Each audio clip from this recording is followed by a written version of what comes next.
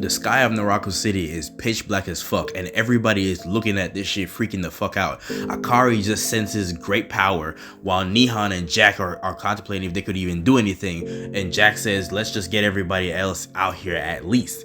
Meanwhile, on the other side, Tenma Sakaki is cussing Yuta the fuck out because he can't believe that he actually summoned the great demon lord.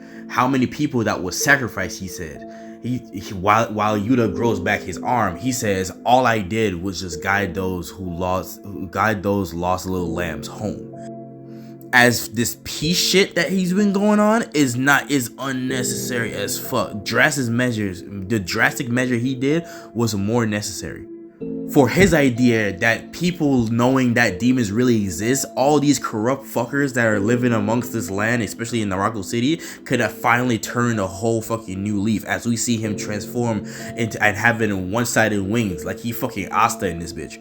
Tenma is trying to say that there's nothing wrong with blissful ignorance, but fear makes people stronger. As he shoots a beam directly at Tenma, but Tenma dodges quickly. He then notes that in 3 short minutes, the great demon lord Asura Roth will lay Kiyoshi to rest, and all he has to do is just distract Tenma so that there are no distractions in between the fight between Yuta and the Greek demon lord. And then he gets to charge up this beam and cocks it back to throw it at him, but before he even gets to properly release it, the beam got cut by Tenma.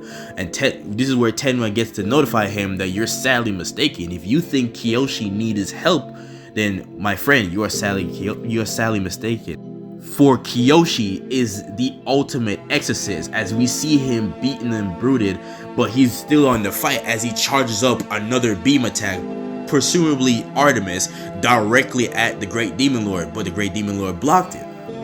Then Asura Roth charges up on some Dragon Ball shit as he goes on to say that you can't trick me with the same technique twice. As we see Kiyoshi charges up for a Harakton Chairs punch directly towards Asura Roth, but he blocked that one too. And in between these squabble, we see Asura throw his sword, slightly graze Kiyoshi at the temple, and then but he noticed something, and he realized that Asura is cocking back for a right hook, but he blocked it with Athena. But as we can see here, the power was so great, the Athena shield started to crack, punching right through the shield and directly into the abdomen of Kiyoshi, creating a huge crater into the ground. But Kiyoshi is not letting down yet. He's not giving up because he now uses Moonrise Kingdom Hades, but Asura was too fast. He dodged out that shit. But that gives Kiyoshi enough time to recover. So Asura gets to speculate Hades because he is astonished that he's not broken. So he is more surprised that this is a lot more fun than what Yuta says to be. But it is not to be expected because at the end of the day, you did still survive. Then he says a name, Roshihara, which shocked Kiyoshi. And then then there's a flashback that he's thinking of this trauma past of his parents died by exorcist. So he knows who that is. Is it the mother or is it the father? We don't know. Asura just left with a name. Then Asura left to say, I want you. Then Kiyoshi then kneels to the ground and we see Asura still talking, saying that even after all that, you will lose your will after hearing that one name. You truly is a child.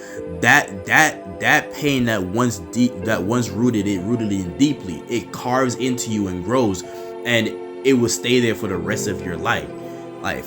As we see Kiyoshi panting. But on the other side, we see Asura is like, it's about that time. He's about to destroy Naraku City as he points his sword to the sky and projects a huge black beam to the fucking cloud. This is where he creates this move called Titanomaki, which is this giant beam that completely outscales, or what's the word I'm looking for? That completely overshadows the mountain that they're on. And everybody is seeing this shit right now. He's about to one-shot or nuke the entirety of Naraku City. But Kiyoshi remembers what Yamada has been saying to him. Take deep breaths. As he reminds himself of that, he then takes a huge breath, inhale and exhale, and then he's now ready to pop. As we see him power up DBZ style, we see him create Little Miss Sunshine Pandora, but not just any Pandora box, the Ultra Pandora box, a larger version than the original Pandora box to engulf around Titanomaki. And as we see, it is fully cased around the actual beam attack. He then now clenches his fist to completely obliterate the attack, to where even Asura notified that not only he was able to minimalize it, not only he's able to shrunk it, he's able to also minimalize it. But in the middle of talking, this man came in with a rip punch, a mean ass rip punch. He even goes to say it faster, harder, pause. But basically exuding more force to knock this man out with one blow. And that sent Asura packing, creating a huge explosion on top of the mountain. In the dust and debris of this man in a kneeling position, we hear Kiyoshi narrating and be like, "You're right, that does fear me.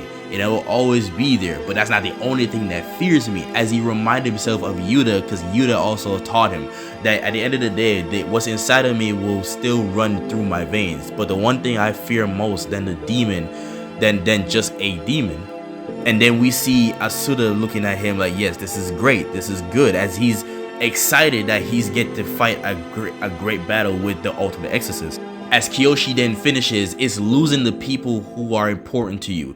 As he pulls his finger out and say, "Bring it," because he finna exercise the fuck out of you.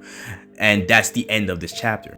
So guys, what do y'all think about this new chapter? Me personally, I like it. I can't wait to see the actual, like, the full progress of this story. And until then, I'm gonna catch y'all next time for another chapter review.